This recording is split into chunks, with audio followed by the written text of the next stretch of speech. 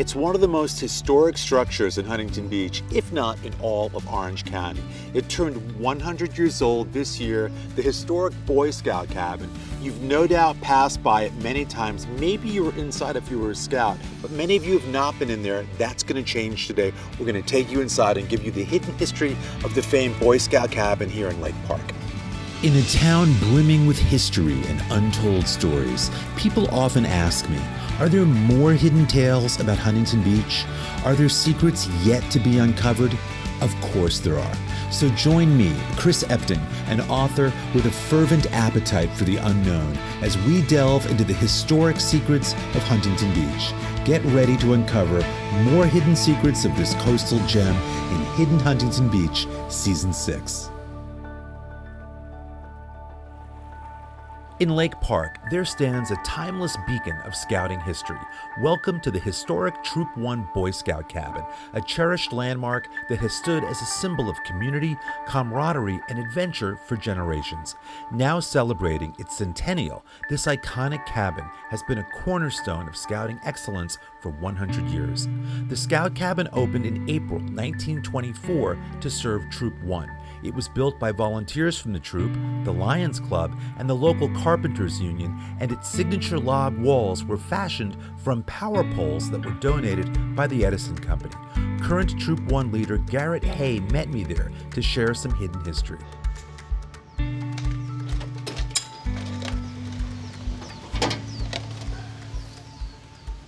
Well, Garrett, thank you. I mean, this is obviously a thrill to come in here. I've passed it so many times to finally be able to come in. I'm sure I speak for a lot of people in Huntington Beach and haven't been in here.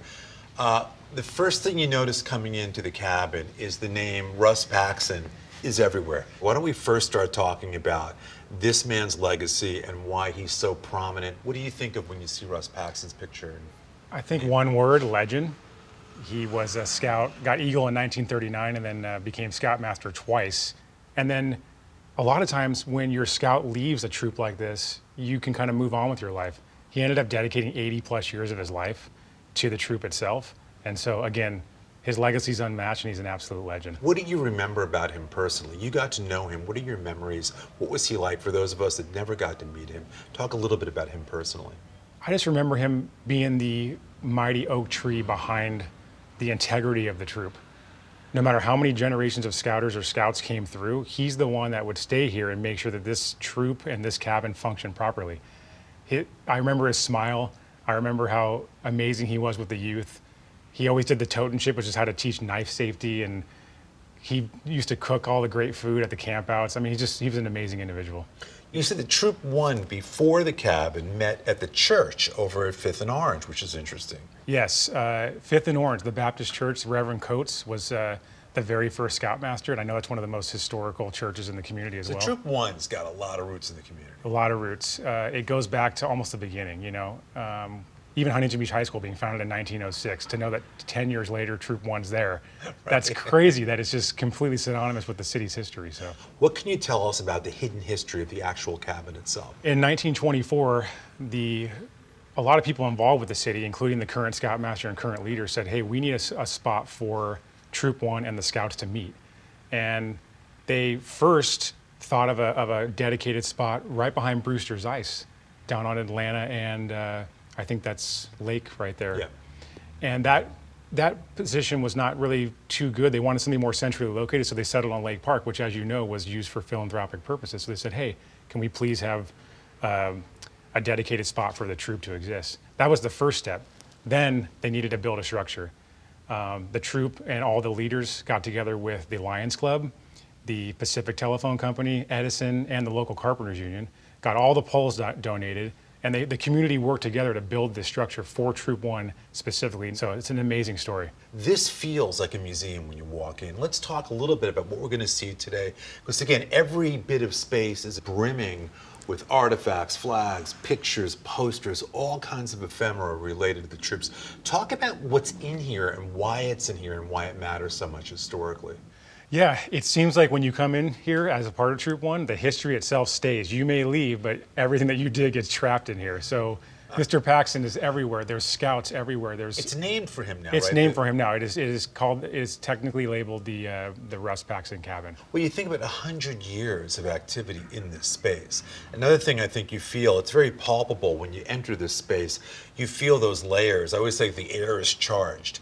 And there's the thousands of people that have come through this space over the years that have the rites of passage, everything right here, what they've learned, the lessons, what they've taken out of this building.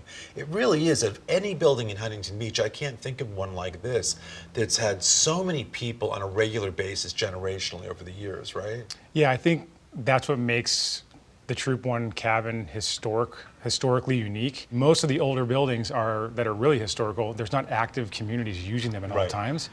We are actually active here every Monday night. The same night. as it was 100 years ago. Same as it was 100 years ago. Nothing has changed, and that's what's so cool about the cabin.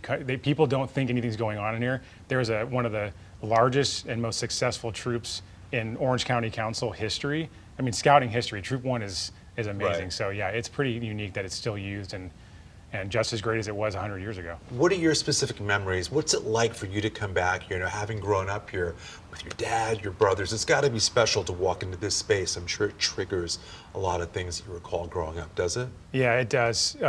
Only joining the troop because my dad brought myself and my two brothers here. He became Scoutmaster in the 90s, and we all got Eagle Scout here. But to come back and be Scoutmaster and have my son, who's a Life Scout, almost Eagle, it's kind of come full circle. But when you're young, you don't know what you're inside of here. Yeah. And then as you get older, you're like, wow, this building is so historical and so amazing, and we're just lucky to be a part of it. And the smell in here, you can't say enough about it. It's that kind of wooden, I guess, creosote. It reminds me of old roller coasters and wharfs in some cases. It really is very striking and very cabin-like when you sit in here. Every time somebody walks in here for the first time, the first thing they say is, wow, it really smells like a cabin. So it's like, that's the line every time. Talk a little bit about what's behind us on it says Top Patrol. Tell us what that means and why we're sitting here. Yeah, so the troop is made up of patrols, obviously. Kind of has that military structure. Scouting takes a lot of its lessons from there. But you have the leadership corps, which is all the older scouts, and then you have patrol leaders that essentially lead the rest of the troop. And you got to work your way up to becoming a patrol leader or getting in the leadership corps. But the patrols, they compete all year long. They have competitions called camporee. They work on scout skills, knots, orienteering, pioneering, everything you can think of. And we have competitions here at the cabin in Lake Park during our troop meetings. And over the course of 6 months or so, they have the ability to win Top Patrol and get their patrol plaque up on that board there. And then across from us, it says Tim Alvarez Advancement Wall. Who is Tim Alvarez and what's the purpose of that? Tim Alvarez was a longtime Troop 1 Scouter. He was Russ Paxton's best friend for over 50 years. He was an Eagle Scout himself along with his son, and we thought it would be fitting to dedicate the advancement of our Scouts to him especially. This wall right here represents all of the ranks of Scouting going all the way up to Eagle. And on the ceiling here, we've got about a third of Troop 1 Eagles. We have over 300 Eagle Scouts in 100 years. And in the 80s, these plaques came into existence. So it's awesome to see we're still adding them every day. In fact, we have more Eagles coming out of Troop 1 than you could imagine. I'm up here as well with my two brothers, nice. Robert and Brandon, so pretty cool. This is a hidden spot. There's a lot of hidden history in here, unless you're a scout. What can we tell people that are not scouts? Is there still access here? I mean, for a lot of us, this is our first time seeing it for people watching at home. But can people just come in here? I know you've got your meetings during the week, but what's the access like for the public to come in and feel the history on their own? Anytime somebody visits here and wants to look inside and says, I've never been in here, we allow them to walk in. Okay, we absolutely do. We talk to them, we let them know what this place actually is, because if they haven't read the plaque outside, they don't know for sure. And if they're a youth, 10 to 14, they might be riding by on their bikes. We love for them to come in here because we go, hey, have you ever given scouting a chance? So Garrett, now we've really worked our way into some hidden history here in the Boy Scout cabin. We're back here in the Paul Conger room. What's the purpose of it? Why are we here? What's the hidden history? Yeah, there's actually a few different commemorative rooms inside of the cabin. This room, called the Paul Conger room, is actually the LC room, the Leadership Corps room. When the older scouts hit a certain rank and they are able to get to those leadership positions, they come back here, they plan the troop meetings, they talk about what's going on in the troop. This is a room you had to earn your way in here. Earn your way in here, yeah. Wow. The younger scouts cannot come in here until they achieve a certain rank or become leaders. Paul Conger himself, he was an Eagle Scout in the 60s. His dad was Scoutmaster. He actually had a rare genetic disorder and passed away at a very young age. So we found it fitting to name the leadership core room after him. Nice.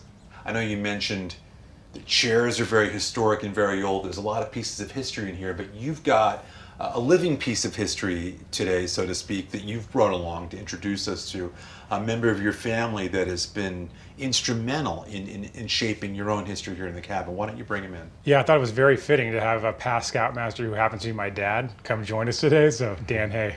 Dan, good to see you. Good seeing you too. You've got a lot of history in Huntington Beach. What's it like for you today to be here with your son in this space, back here amongst so much hidden history? It's got to feel special to think about your own personal legacy. You know, I was an Eagle Scout in Huntington Beach also, and when my boys came of age to scouting, I was living in this end of town, so I was looking for a troop that I knew I already had my idea of what type of troop I wanted my kids to be in, but I never knew about this cabin for some reason. And what was it like the first time you walked into this cabin? What did you feel the moment you entered for the first time? Troop 1 was where I wanted my boys to be. And what was really special is after about 2 weeks here, and seeing Russ Paxton work with my oldest son, I was sitting here thinking to myself, please have this man stay alive long enough so that all 3 of my boys could experience him. He was in his mid to late 70s at the time, and then he lived to be 100 years old, which was fantastic. So yeah, I'm really proud of this guy. 30 years later, he's now the Scoutmaster, and I've got a grandson that's very close to Eagle Scout, and we're carrying on the tradition. So it's been such an honor and a privilege to be back here with you. Again, I've always wanted to come in here, experience the history of it. To have a father-son team like this is really a pleasure. Thanks for all you've done currently and in the past for the troops. You bring a lot to the community.